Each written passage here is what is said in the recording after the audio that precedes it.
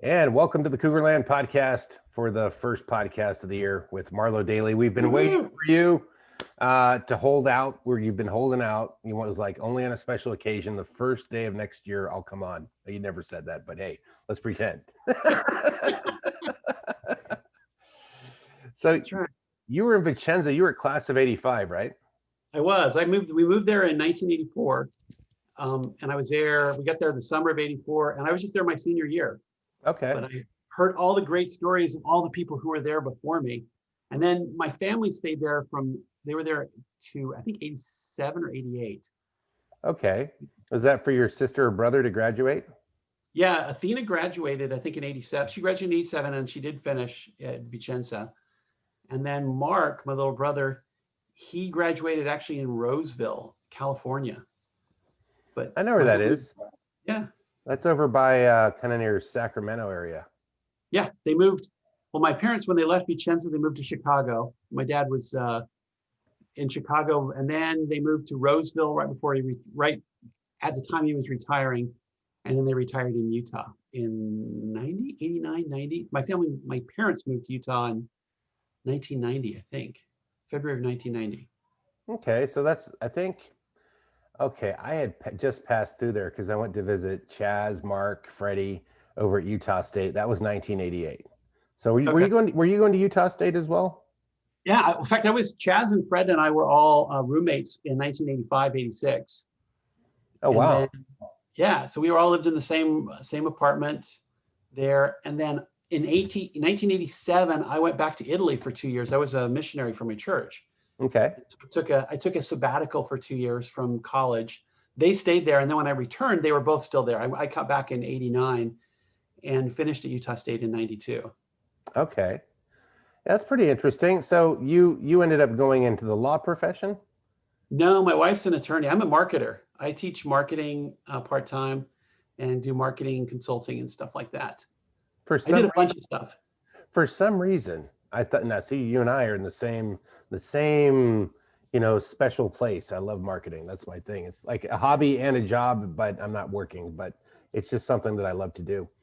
For some reason, I thought you were an attorney. I don't know why. Maybe. No, so my wife is an attorney. Mm-hmm. She's the attorney. I worked for the Utah legislature for about 7 years. So I was in law, kind of in law. I was a financial analyst. Mm-hmm. So I did policy analysis and fiscal analysis for education and technology for the state of Utah for about 7 years. So I was involved in politics and law and things like that, but I never got a law degree. I ended up doing political science and then computers and education and then technology again and finance and lots of different things. We evolve. I mean, it's not the same thing as when our parents were. They were one career, one job type parents, because up until like the 80s, that's when things started changing, and all these other things. Like there was a lot of things that influenced how things changed. People were like, go to Wall Street, you'll be a millionaire. Go over here, be a big lawyer. Saw that in a movie, I mean, join the Navy, saw Top Gun. I mean, things were advertised to you as a kid, and you might have made your choices based on what you saw in movies or television, or whatever your parents said. Well, that's your uncle and he's doing good, you might want to talk to him, so that's kind of how it is. I mean, did you know what you wanted to do before you left Vicenza? I had no clue. No, if you remember, I did in high school, I did everything. And by college, I did everything. I mean, in high school, I did theater, and I was a math geek and music and all sorts of things. And that was what was awesome about Vicenza, is you could do all those things. I mean, you could be whatever you wanted to be, and you could be involved in all these activities. And at Utah State, I did the same thing. I started as a math major, and I was a math major for 3 years until they said, hey, stop doing all these other extracurricular activities. I was doing the newspaper, and I was taking political science classes, and the math department said, hey, we need you to focus more on math here for a little while. And I said, but why? I'm just having fun. And I ended up getting, my final degrees were in political science. And then I had another degree in liberal arts and science. And then I had minors in math, Italian, and journalism. There you go. So I actually did learn Italian. As a missionary, I took my rudimentary Italian living in Vicenza. And then actually for 2 years when I was in Italy, I was in all over central Italy. So I got to Rome and Sardinia and Naples and Rimini and Nice Lucca. beach, couple of nice beach towns you mentioned in there, Sardinia and Yeah, Rimini. except I wasn't good. As a missionary, you don't go to the beach much. You, You're not getting on your bike and going to the beach. No. no, you don't spend much time at the beach in Italy as a missionary. That's pretty neat. And what was what you just said about Vicenza is it rings true to a lot of people. You got to be in a lot of things where in a bigger high school, you might have only got one. And it sounds like you took that same mentality over at college. You're like, I'm going to do everything like you did in Vicenza. Like it's a smorgasbord. Oh, wait a second. No. We have rules here. Like, we don't know what that freedom that you're showing us is all about. Yeah. I could see that. In Vicenza, I played football my senior year, much to your dad's chagrin. Right. I remember we were on the same team. You get to travel a little bit, go to different bases and have games at different, Aviano or Naples or even Sigonella, right? Yeah, it was interesting. I mean, I played football in junior high, or I played flag football, and then I remember arriving in Vicenza. I remember I was a geek. I completely admit it, total geek, and signing up for extracurricular activities. And they said, "Hey, you want to play football?" I said, "Hey, I'm like 175 pounds, 6'1". I'm not that big. I'm not really a football because I moved from Alabama to Italy." Mm-hmm. I'm like, no, you're big enough. Just come to Alabama. You couldn't have made the flute team on the band. No. I was a trumpet player in the band, so I did play. They played the trumpet in the morning. I was good in Alabama in the band, but there was no way they were going to put me on the high school football team. And it was fun. I mean, 200 plus pounds. They're big old boys. Yeah. Oh yeah. I mean, if you play football in Alabama, you are a serious football player. You're not. There's no. Oh, I'm just going to go have fun and play football. You weight train year round, and the program. It is. Yeah, and we talk about it. It's like, your body, come play football with us. I mean, Jeremy Donaldson, who was a 9th grader, he was a little tiny guy at that time. I remember he was on our team, and everybody played. It was great. I think some people would have never gravitated towards it, and then they're back in the States, and someone made a mention of this. It was some gal that was on the podcast, and she was like, "Yeah, back in college, going, oh yeah, I was playing on the high school volleyball team, and the girls were like at her college, like, you played high school volleyball? You were varsity? Oh my gosh, you must be awesome." And they went out to a beach or something to play volleyball. It's like, oh wait, you know what I mean? It's like me telling you, yeah, I was an expert skier in the Alps, and we're up in Solitude in Utah, and I'm snow plowing. You're like, but I thought you were an expert skier from Europe. People make that comparison, right? Yeah, it's pretty interesting. So you're liking Washington. I see the beautiful trees in the background. Yeah, it's beautiful. I've been here now, I think, for over 17 years. I moved up here to take a job with Microsoft in 2003 and stuck around. So all my kids my daughter was born in Santa Monica, California. And then when she was about 6 months old, my oldest daughter, we moved up here. And so we are hardcore Washingtonians, all of us. Everybody. So you were living in LA apparently at some point if you were in Santa Monica. Yeah, we lived right outside of Santa Monica, in West LA, just if you know where the VA hospital is. Okay. We lived in West LA. I got my MBA at UCLA, and I worked at Countrywide and at GMAC and did some consulting in the early 2000s. I got married in 98, and when I got married, I met my wife in Boston. Okay. And then when she moved to LA, she'd finished law school and done her clerking at the Supreme Judicial Court in Massachusetts. And then she moved to LA while we were dating. And when we decided to get married, I left Boston and moved to LA, and we got married. And so we lived in Santa Monica area and then West LA before we moved up here. So I was there for 5 years. She was there for 6. That's cool. Well, my family's from the Boston area. My brother still lives there. And, really? Yeah, Sean's still there. Yeah, he just did a podcast last night with Johnny Cohut and another gal that people remember. They're from the 70s era. So it's funny but now Johnny is he graduated, I think, 78. Now he's the PE teacher. He has my dad's old job. So, oh, Vicenza? Yeah. No way. Yeah, it's pretty interesting full circle how that works, right? Who have you seen or been in touch with since Vicenza? Who have you bounced into? Not many people. I mean, Chaz and Fred and I were all roommates together. in college, the first year in 1985. But not many people. I ran into, I think in Santa Monica, I ran into Sam Adams once. Mhm. Just, it was like completely out of the blue. I keep in touch with Chaz on Facebook. I mean, we're pretty. I follow him. We chat back and forth frequently. Who else? Yeah, he's Not your many. I mean, neighbor. I'm not like. He's over What's there in that? Oregon. He's your neighbor, kind of. He's in Oregon. Yeah, I've not actually seen him in person in Oregon, but he's just south of me about 3 hours in Hmm. Portland area. But I don't see many people from Vicenza other than my own family. You haven't Uh, been to any of the reunions yet, huh? I did. I went to one in San Antonio, Texas. It was in Houston, I think. The 10-year was in 95. I think my brother Mark, and Athena and I all decided to go to Houston and hung out in Houston with I think Penny Joyce might have been there, Lisa Brown. I can't remember all the people who were there, but I I went to would guess one of the Browns was there because yeah. 'cause they go to a lot of them. So yeah, you're more than likely she was there. I'm trying to remember who else was there. Yeah, that was fun. And then most of the time, Facebook's been great because even though I'm not like in touch, I don't see people. I follow, they're your Facebook friends, and so you see what's going on in your life. And you feel like, oh yeah, I know all about them. It's like you, Len. I've not Yeah, actually talked to you in person, but I know what's going on. And 30 podcasts later, I think you do know. yeah, well, yeah, I have seen many of them, and it's kind of fun. But who else? And It then take seeing Barry. Barry was on the one just recently with Barry the pilot. Yeah, he'd probably visit you. I mean, he comes out your way. Depends where his flight route is. He tries to meet people wherever the airplane takes him.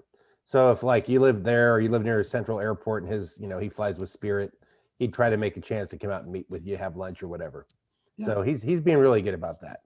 And some people go to school and they never talk to anybody again. And then, I mean, if you grow up in a certain town, like an American version, you might live within that town and you still know where 20 of those people are and you see them at the store. I mean, that's normal. But the way we were was we were from all 50 different states and parents had different professions and they were going to take them, whatever your dad's MOS or civilian job was, that's where you would end up. What did your dad do for the military? Well, he did two things. He was a helicopter pilot. In Vicenza, he ran the SOC. So behind the big vault doors. If you remember, there was the CTAF Operations Center. Okay. So they had all the super secret stuff, and we'd go to visit him. He couldn't tell us exactly what he did, but he was in the vault doors, and he goes into a safe and he does secret things, and he comes out and nothing ever happened. Yeah, I mean, the funniest story I heard is I learned many years later that he took me on a mission with him. He had to go to Livorno. If you remember the Iran-Contra thing. Right. Where they were doing, Livorno was one of the sites there, and he was given instructions apparently one time to go and deliver, but they told him, again, this is many years later, they said, hey, you just need to take your son. He didn't know what was going on. He said, completely indiscreet, just take this information down to Livorno, but it's not, don't be official. It's not official military business. Make it look as casual as possible. Yeah, undercover. Yeah, so he just said, hey, let's go. So I was home right before I went on my mission. This is January of 87. And so he said, hey, we're going to go, you want to go on a road trip? So we drove down to Livorno. He went inside, did some stuff for a little while, and then came back and we drove back up. I thought nothing of it. He said, I just want to spend some time with you, get some father bonding time. Come to find out later, many years later, he was delivering instructions, and it was highly confidential to deliver, arms for hostages or something to Livorno to deliver stuff. And there was a lot of top secret stuff going on. I find out stuff behind the scenes, but you didn't know what everybody's dad did. You might have thought, oh, his dad was really nice, but he was like some spy master, or he was in charge of some dangerous, stuff. And that's the thing. It's like, because we're there and they still have their day job, and their day job is attached to either global security, the military, anti-terror, so many variants and intelligence, right? So many things that you could have there. So that was the interesting part. But so you did get to see some people right after. I got my visitor. This is my son, Matthew. He wanted some extra time. Hi, Matthew. Happy New Year, buddy. Happy New Year. I'm going on to my Nintendo Switch because it's Super Mario Bros. 35th anniversary. Oh, that's pretty awesome. The Yeah. Switch is the new game. Yep. The new console. So you can see the Right. Nintendo. It's amazing because I was listening to a podcast about some kid that was just becoming a professional gamer, and he has so much income and income potential. I was like, wow. And you remember when we were young, if our parents saw us playing video games, it's like, what are you doing? Get busy. Go read some math or something. You know what I mean? Yeah, You I know, think I'm just still that way. right. He was coming in because I lock it. They only have a certain amount of time, and we lock up. Their devices lock up after an hour of screen time, so they actually do their homework. Smart. You're trying to keep it old school, and it's good. It's important. I mean, we grew up without all this technology.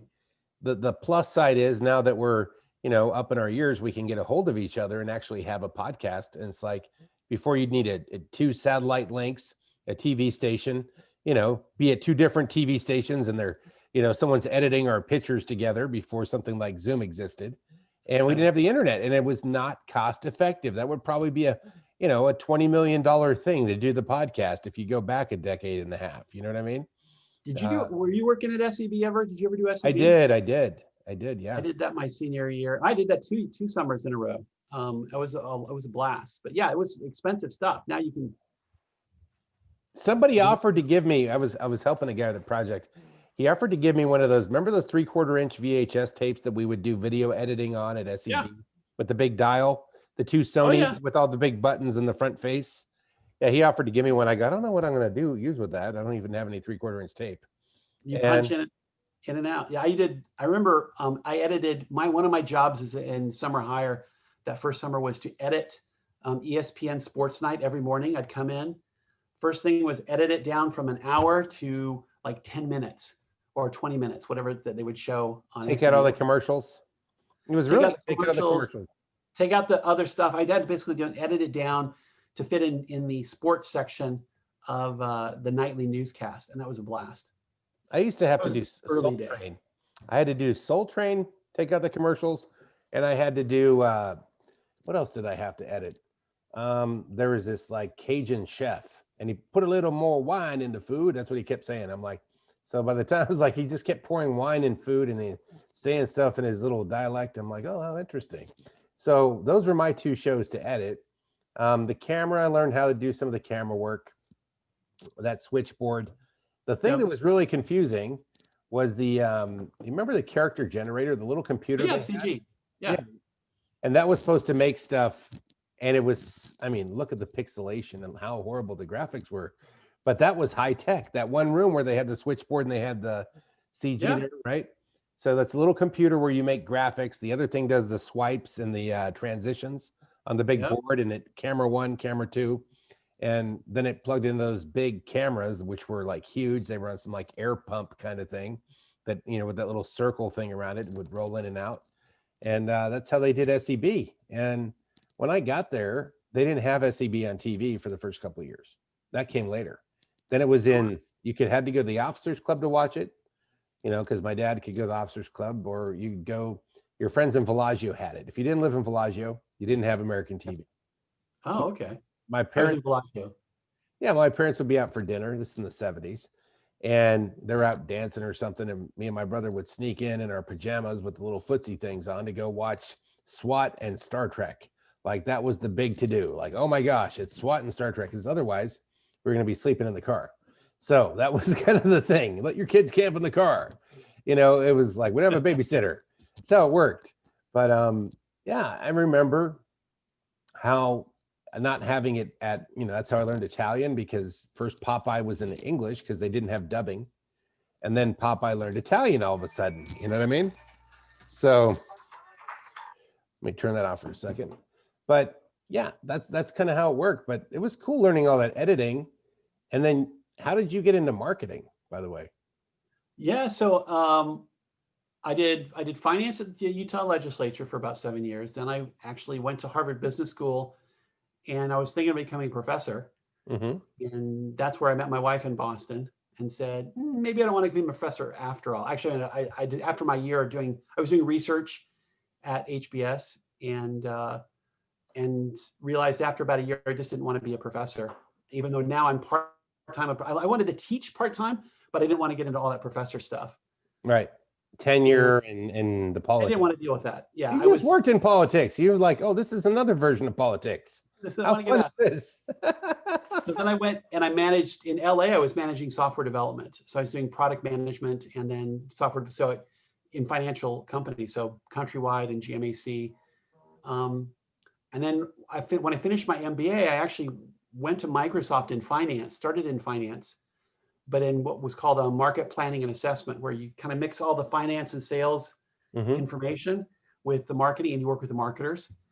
And after about 2 years, the marketing group that I was working with, which was office marketing, they recruited me over, and I went from telling them what they should do to actually doing it. And so my claim to fame is all those trials you got of Microsoft Office on your new PCs. That was me. Yeah. I worked with all of the PC makers to put trial of Office on. And then I went and that was really just moving from finance and financial analysis of marketing over to marketing, and did that for a long time, moved over into Windows marketing for a while. And then 2016, I started teaching marketing at the University of Washington up in Bothell. Wow. So I teach a couple classes, maybe one or two a year. In fact, I've got one starting up in the evenings next week. Wow. An MBA class, a new product marketing class. That's pretty cool.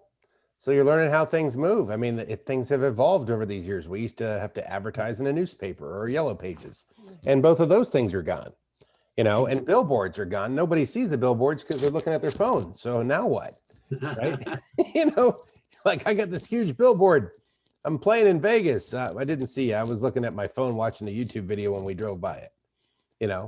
That's actually a reality, but that's amazing. Who did you used to hang out with back then in Italy?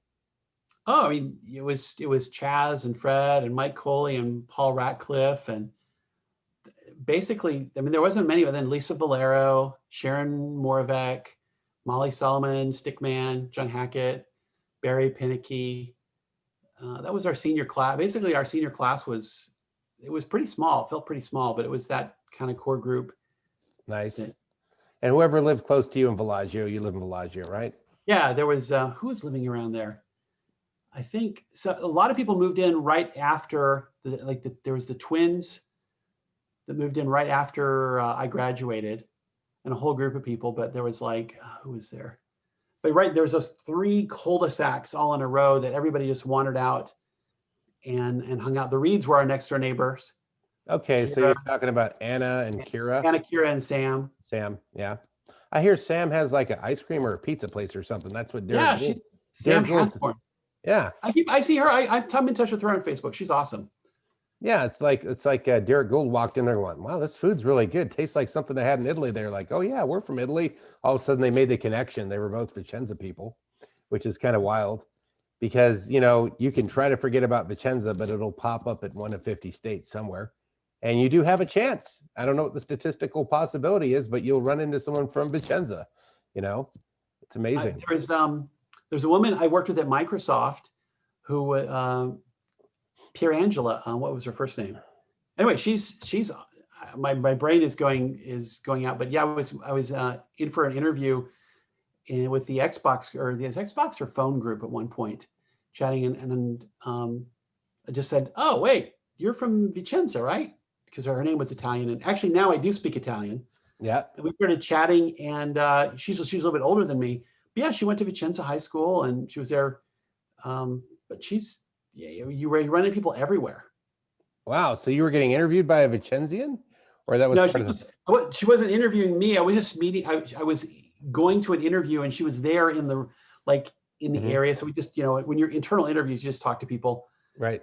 And we're just chatting and put the 2 and 2 together and found out that, she'd been there probably about 10 years before I had. Oh, wow. And, but she's still really in touch with that. I'd have to look her up. I know who you're talking about. That name. Her last name's Pierangela. Yeah. Okay. Now I saw that pop up in our group. She's a member of our group. She'll probably see the podcast. Yeah, no, she was awesome. And, I chatted with her. But there's a lot of people from Italy that I'm still in touch with because I've In fact, the class I teach at University of Washington is with an Italian. We co-teach. His name's Marco Bellini. He's not from Vicenza. He's not an American. He's now American, but he's from Northern Italy. And we met at Microsoft. Again, I love them. I keep in touch with the Italian community. Yeah. And, I think we all have in some way. I mean, one of my first friends in California, he was an Italian guy. I bought my first business suit for business, and he was Italian, and we were instantly friends because I spoke Italian. We had that rapport. A language is a whole thing of rapport, especially in a place where you're in a whole different country. It's just different. Like if you're there, like, oh, you speak English? Hey, I speak English. Doesn't mean we have rapport. You're in the States. I'm in the States. I'm from the States. You're from the States. That's it. Okay, that was a strange conversation. Have a nice day. But I mean, that's pretty neat. Sounds like you've kept yourself working pretty busy. Are you planning on retiring in the next 10 years or so? Who knows? I mean, right now I'm consulting with a group out of Arizona, a school, a micro school group that does micro schools all over. They're right now primarily in Arizona, but they're branching out around the United States. It's been a good time to be involved in kind of micro schools and consulting and teaching. And that's looking for good gigs, marketing gigs. I worked at McAfee for a little while, for about a year and a half, managing the Amazon relationship with McAfee in security software, but all sorts of fun things. You've had your hands on it.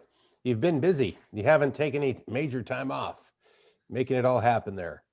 Every once in a while, when you're in consulting, every once in a while you get into slow periods, and that's what my brother does. He does project management consulting on financial stuff, for apps or development of different tools that they would use.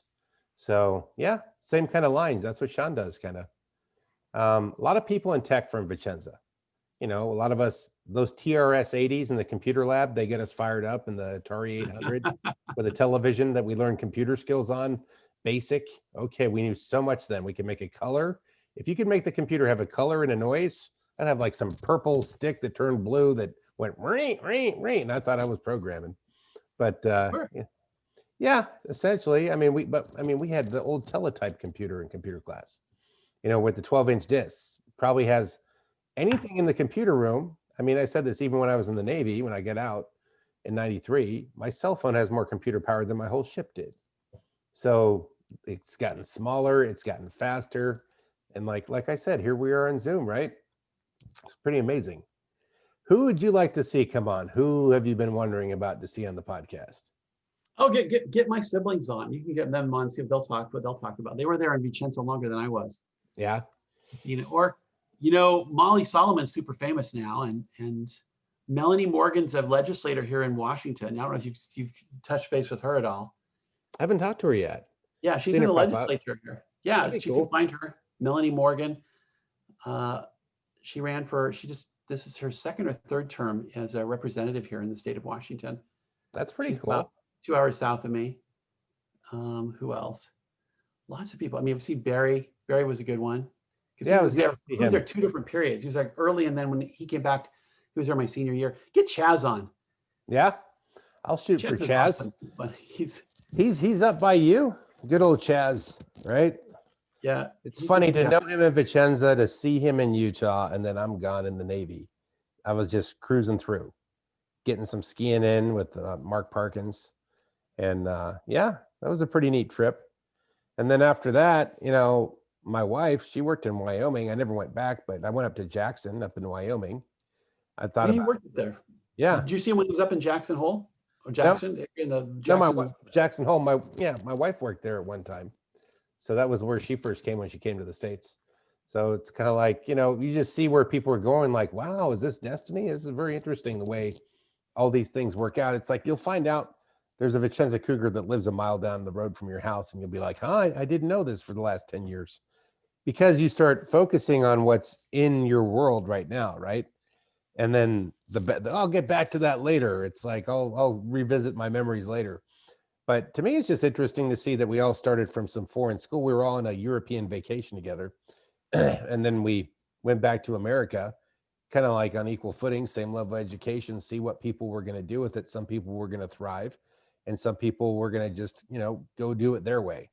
And it's been pretty interesting to see how it's come together, but it's really nice to catch up with you guys after all this time. You know what I mean? Yeah, I'll try to get more of your classmates on there. A lot of mine, it's been harder for some reason. So I'm working on people like Derek Gould and people you never met that were there before you. but you Yeah. learn the story by listening to them. Well, it's funny. I remember when I moved there, I heard there was these legendary stories about Charlie Flint and Marcus Spittle and who else? I mean, all these people that had lived there, Chris Cavoli, all these people that were there before me that I didn't actually intersect with, but I felt like I knew them. And then suddenly Facebook comes up and I see them, like Teddy Spittle. I see all the, I see him.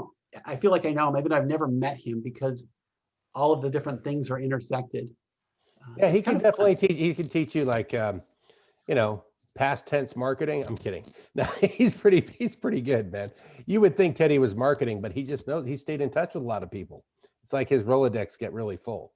And he was the guy that built the first VHS Cougars website before Facebook existed. Yeah, exactly. I remember when that's how I first got in touch with him, is he built that first website. Yeah. And that was kind of fun. It was, for all of the different reunions and things that go on. So how many, what was I going to say? How many kids do you have? Look like that's one of your kids. You have a pretty big I have family? 4. Yeah, I have 4. Wow. My oldest daughter is a senior in high school. Wow. And then I've got a cross country kid who's, he's a 7th grader. Yeah, he's in 7th grade. Josh. So Sarah and Joshua, and then I've got twins who are 8 years old. You saw one of my twins. He's 8. That's Matthew and Caroline are my 2 twins. So Wow. 4 kids. Nice. Keeps you busy, huh? Yeah, I'm an old dad, so I feel like I'm an old guy with all these little kids running around. And we have a new dog this year, a pandemic dog named Sputnik. Very cool. Well, you could have the dog help you herd the kids, so you can make sure you have a shepherding dog. He's a little tiny dog. He's not. He's chaos. Pure chaos. He's amazing. Do you have any pets? Do you have pets? Not yet.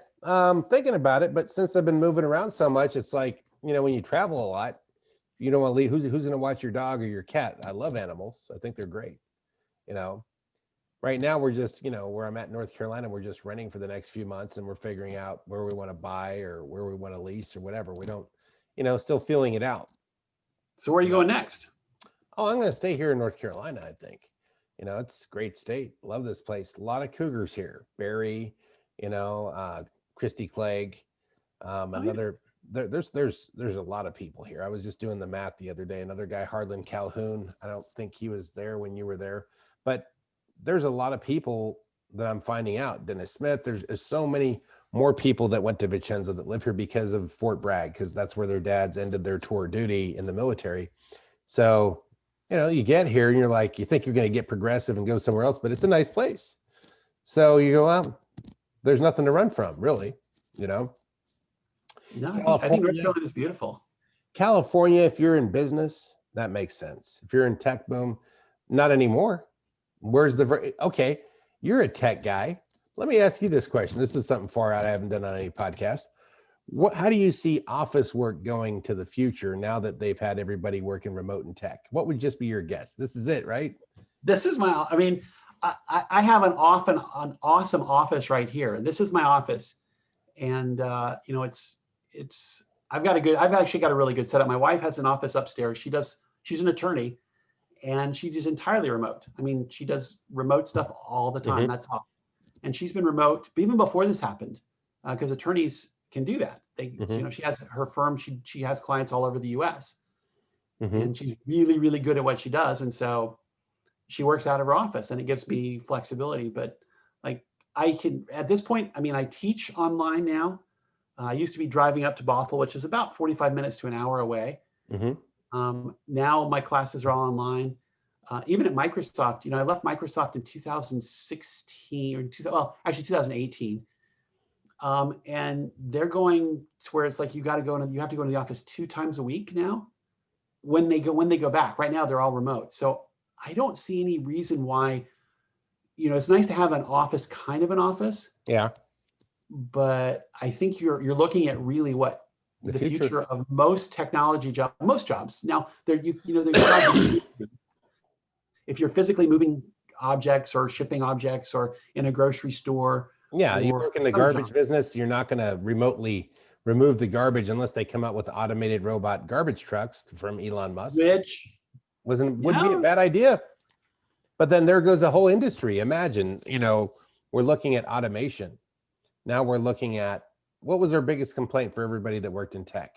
When you're near tech, there's a lot of jobs, they pay a lot of money, so everything gets expensive because everybody comes bidding on the houses near to that job. The more they bid that way, the further the commute becomes unless you want to pay the maximum dollar. And then, so the less you walk home with from your check after that, right? So the way I see it, with no commute, now the options are endless. You don't have to buy next to the hub, the centerpiece, that's the crazy. I mean, you can't teach surfing living 100 miles inland, but certain things you got to be by the place. But technology was one of those kind of things. I mean, I lived in, Silicon Valley. My wife worked for Santa Clara County. That place right there is the center, but now it's hurting because they don't have all their conventions anymore. They don't have people coming and staying at hotels. They don't have people flying in from all over the world for business meetings to raise venture capital for a new app or whatever. So I think people are going to do everything remotely. That's what I think.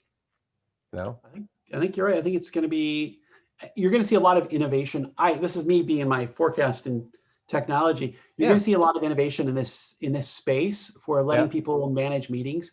Zoom was kind of an interesting thing. If you look at, I told you before, I'm a Microsoft Teams guy.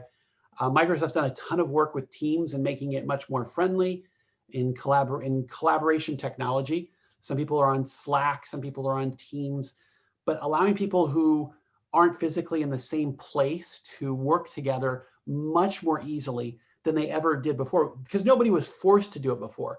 Because it was a little bit, there's that period between having to do something, when you're like, I don't want to learn a new technology. And so people were resistant. But then suddenly we got stuck in a situation right now where people are forced to do this. And so they're like, I was using it before. This is awesome. I started my friend's podcast on this. This is funny. My friend has a mixed martial arts podcast, like UFC, Ultimate Fighting stuff, pro sports. But I was helping him. He's a coach. I go, let's use this because we could never meet. He lived 45 minutes from where I lived in a drive, and it's 45 minutes down and one way, and then 45 minutes back. Not only that, he's got practice. He's got people grabbing at him, and so if I or he's got some errands to run. So just think, if you had to schedule your time to meet with this guy, you're going to, not today. There's too much traffic. That 45 minutes, an hour and a half is not going to work. Like there's variables that kept forcing you from keeping the commitment, to get the job done with your podcast.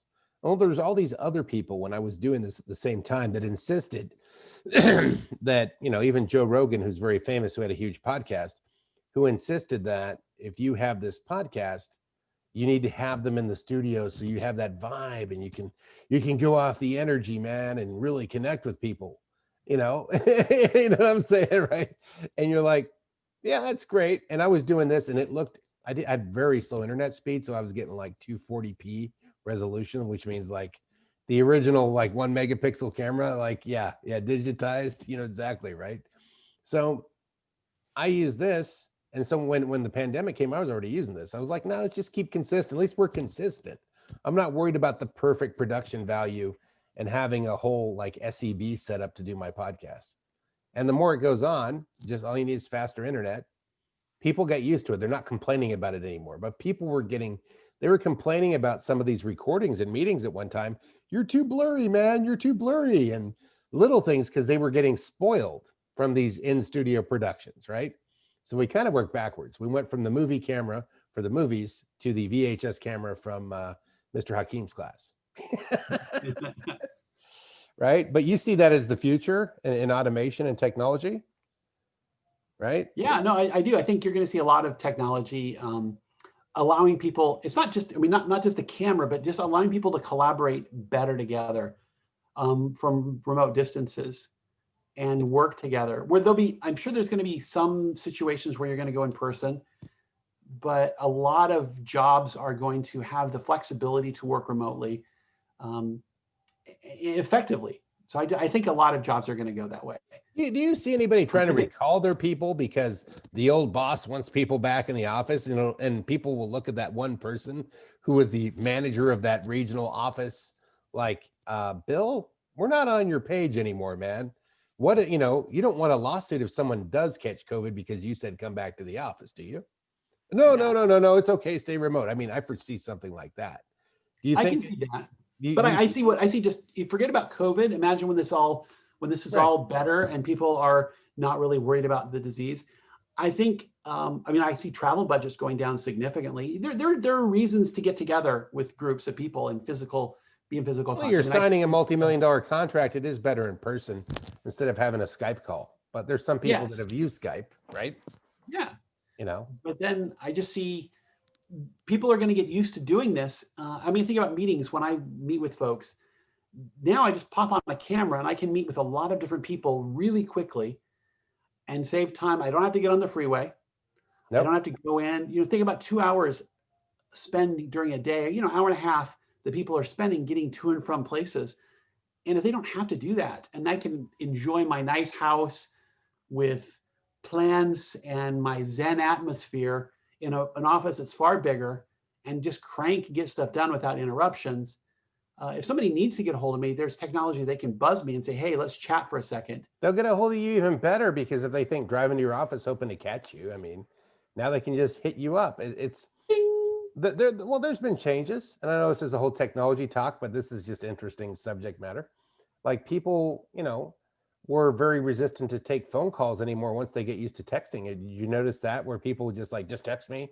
Like they didn't want to talk on the phone. And I'm like, I think it's important that we talk on the phone because you're not going to get, how I'm putting that word out, how much weight and how much level and how I'm trying to convey it to you. You're just like assuming you might read something, how dare you? And it's like, it wasn't anything offensive to begin with, but your mind was looking at the how dare you part of something.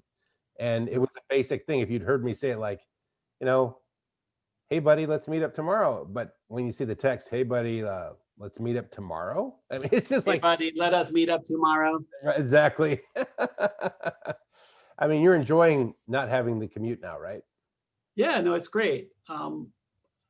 There's times when you need to visit people and be in person, but there's so much more flexibility not having to do that. And as businesses kind of rearrange themselves, which they've been doing over the last year to accommodate distance work in so many businesses, I think you're going to see some people go back.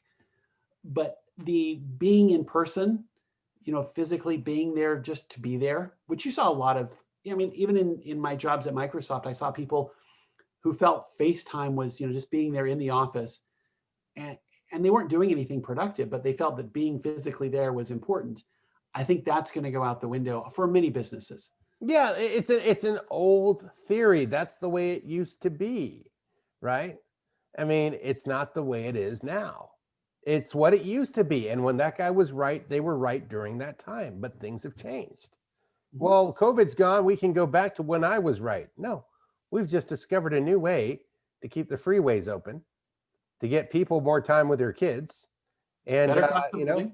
to save our we're burning less fuel into the atmosphere. Or So, just live where you want to live. Yeah. Live in you're out in your Kildover Hills, you said. So beautiful, beautiful Outer Banks. right. Go get a duck donut and Exactly. and relax at your house at where you want to be, rather than having to go into Raleigh, which is a beautiful place, but it's an hour away I prefer this better. on the I bridge, and you can went work at to Raleigh, Research had fun. Triangle. Raleigh's cool, but that's where a lot of the people are running to, kind of like, the mass exodus to California. They're running to Austin, number one. Number two, Houston, because Oracle's going there, or HP, one of those two. Research Triangle. Right? Research Triangle over here, but the downtown is closed. So what is this mecca of what? I mean, it's more open here than a lot of places, than a lot of states, but the life and the vibe and what made it a very enticing city at one time, as far as its social side and people watching and being out in the human world, that's kind of gone by the wayside, man.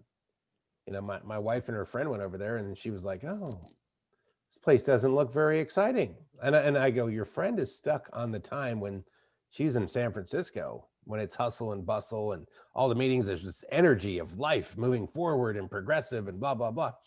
But at the same time, that stuff's very stressful. But you'll miss the stress when you don't have it for a while. You'll want it back. Like, take me back to the horrible times when I had to stand in line. No. I'm good. I'm good with this. Amazon, beep. You know what I mean? I mean, some people don't like Mr. Bezos because they don't want to make him richer and all that. But hey, he got there first. That's all I see.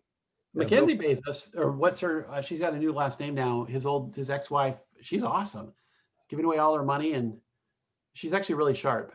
I live in the Amazon. Seattle, where I live, we're the land of Amazon, Microsoft. It's pretty awesome. They always test stuff out here too. It's kind of nice. You get to see the new stuff. But you see these people, and like, if you were a billionaire, what use would you have for $1 billion? I mean, for you to feed your family based on your bills, let's say a few $1 million from here to the end of life, right? Let's just peel a few million. That's taxes, that's whatever, unforeseens. And that's what you're going to spend on a budget, and you're fine. But $1 billion, that's 1 billion cheeseburgers. You're never going to eat them all at the dollar menu. Even $1 million. Well, you could, I don't know, man. Some people could eat 1 million cheeseburgers, maybe, but $1 billion, you're never going to get close. And I have an ex whose dad was very, very wealthy in the B section of the money. And he was a Grinch. I mean, he was the Grinch that stole Christmas. He was that guy. And Scrooge McDuck. And because he thought everybody wanted something from him. And that was the one side of being that wealthy. And the other side is, what are you going to do with it, man? You need a whole country's worth of money just in case. Just in case I lose $1 million, I need the whole national GDP of Italy for myself. I mean, that's how crazy it is. I know, right? It's kind of ballistic. So yeah, that's cool that his ex is giving away the money. I can appreciate that. It's awesome. Now, I mean, Bill Gates is really bad. That was actually one of the cool things when I was at Microsoft, and I have a lot of respect for Microsoft today, is just how philanthropic and focused Bill Gates is on giving stuff away and doing good with his money. And even at Microsoft, I don't know, any money we donated to 501c3 organizations, they matched, which was terrific. So you're like, okay, so I give $5,000 away and they'll match it, which is, you pick your place of choice, your charity of choice, or whatever type of philanthropic things you want to do, and Microsoft will give money as well, which is always really cool. Kind of a fun thing of working there when I was at Microsoft was that, because it was throughout the organization, that was a big push. The month of October at Microsoft was Giving Month, and there was all sorts of, they brought charities in, and they encouraged people really strongly to, you're doing okay, you're at Microsoft, things are good, and we want you to give money away. And that was a huge push. Mm-hmm. So I liked it. I mean, I have a lot of respect for Microsoft just for that. It was a nice place to work for that, if no other reason.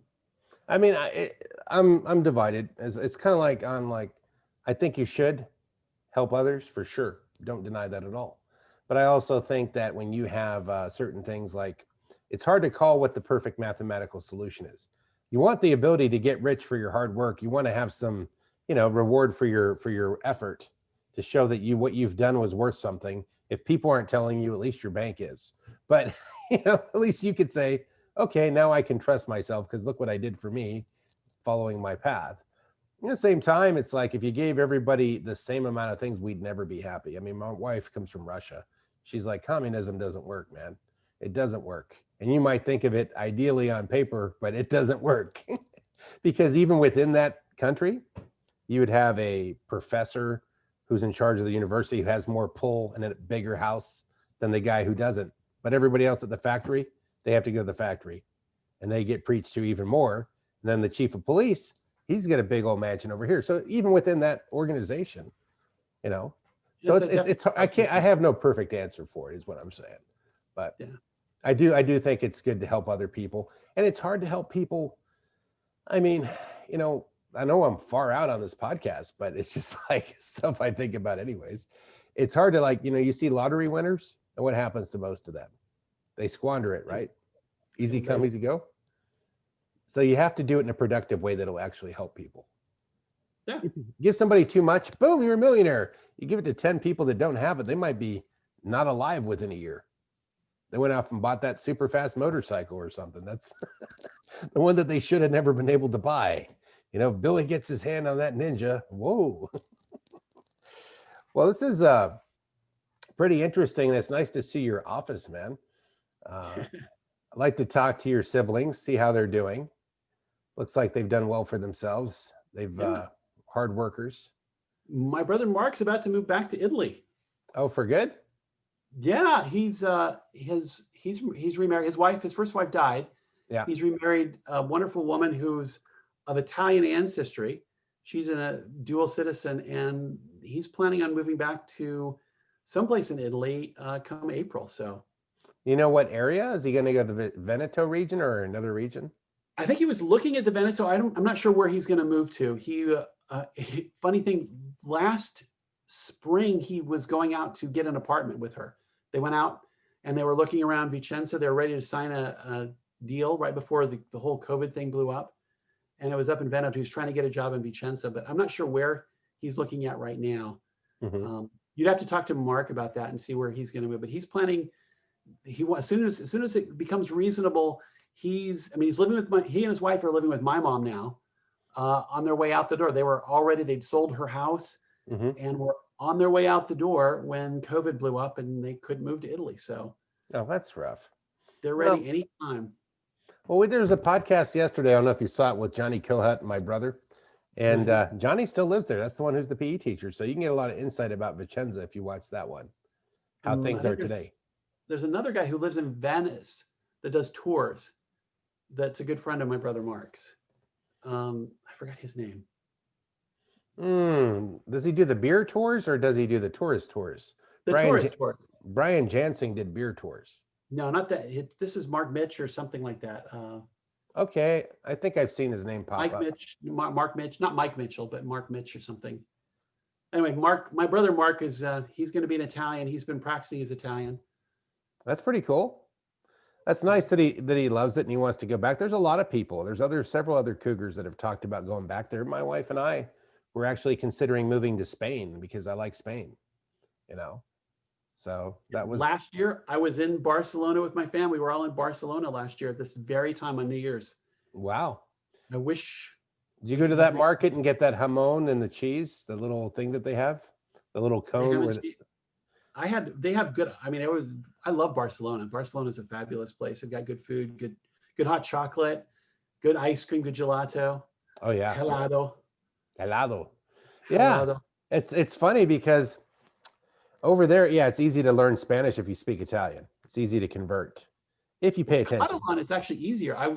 Yes, I agree. I was like, my wife's like, where did you learn this language? I'm like, bam, bam, bam, bam. I'm like, it's Italian, just modified. Is that you had the same? Catalan is close. Italian and Spanish are still different. Yeah. But I remember when I went to Barcelona the first time, I used to go there for work, and I'd get on the cab and I'm like, hey, wait, I can understand a lot of what you're saying. And I just chatting. I just speak in Italian. He's like, oh yeah, we'd have a conversation back and forth. And even when I would be walking around the stores, I could generally converse with people. And then I'd go into the other parts of Spain or talk to someone who's speaking Spanish, and it's a lot more difficult. Even Portuguese is more difficult. Portuguese is a lot more difficult because we went and flew to the Azores.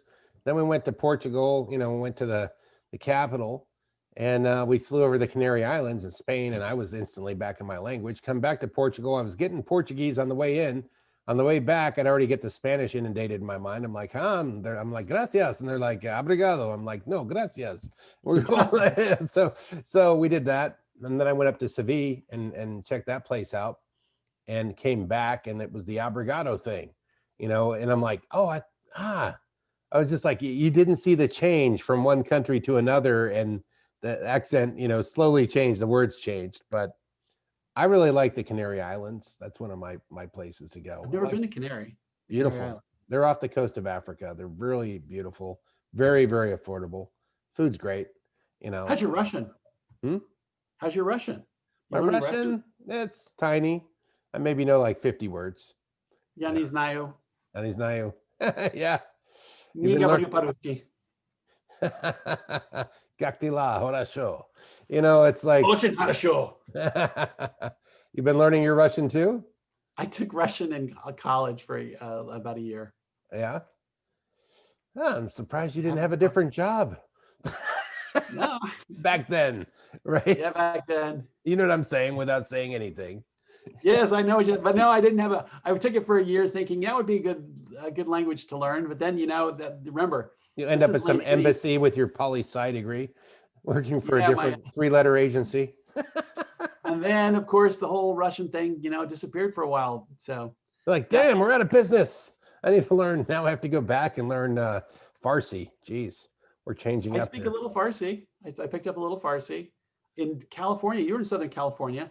I Yeah. worked with some people who were from Iran, Okay. and I learned Farsi. I still learn a little bit. I've learned a little bit, picked up a little Dari. I work with, we do some volunteer work with some of the immigrants here in the area. They've got a large Dari population, people who were formerly in Afghanistan that had to leave because they were helping the Americans out. And so I picked up a few phrases in Dari That's Farsi. pretty cool. You're like the multilingual guy, the multilinguist. That's pretty neat. It's interesting to see what you get into when you get older, right? You might be calling up some guy, yeah, I'm into exotic birds. You're like, wow, I don't remember that in high school. No. It's been awesome, Marlowe. I thank you for coming on, man, for being the first guy of the year. Thanks, Len. It's good to chat with you, catch up, and actually, in person. Oh, for Say hi sure. to everybody. Say hi to your brother up in what part of Boston is he in? He lives in the suburban part of Boston. He lives in Boston proper, the city, but Okay. in the suburbia area. Really, really nice. Yeah, we go back every summer. So I have an apartment in Cambridge, right off of Porter Square. Okay, that's a nice area. That's pretty cool. So you have some different places, like locations, home bases, huh? Yeah, well, my wife, she had an apartment from her law school days that she just held on to. And so we take the whole family and stick them into this little 2-bedroom apartment, brownstone apartment, right off of Porter Square every summer, except this last summer. But yeah, we go back every summer, and my wife that's where we want to eventually move up, I think, when we retire and our kids leave. She always wants to go back to Boston. She grew up in kind of New England area originally, New England and What Indiana. part? So. She lived in New England. She lived in Boston, Cambridge, Belmont, Rhode Island, down by Newport. Yeah. I know where it is. Well, my mom lives in Cape Cod, and my brother lives in Boston. So they're still there. Should look them up. There's a few other Vicenza Cougars. I'd be glad to see you. Isn't Michelle Mobley out there? Michelle Mobley's out there doing real estate, I think. Yeah. Yeah, she's going for it. She's really into it. I think she's doing pretty well. I think there's several very successful realtors from Vicenza High School. That's what we were going to school for. It was just a modified European real estate school. It's good.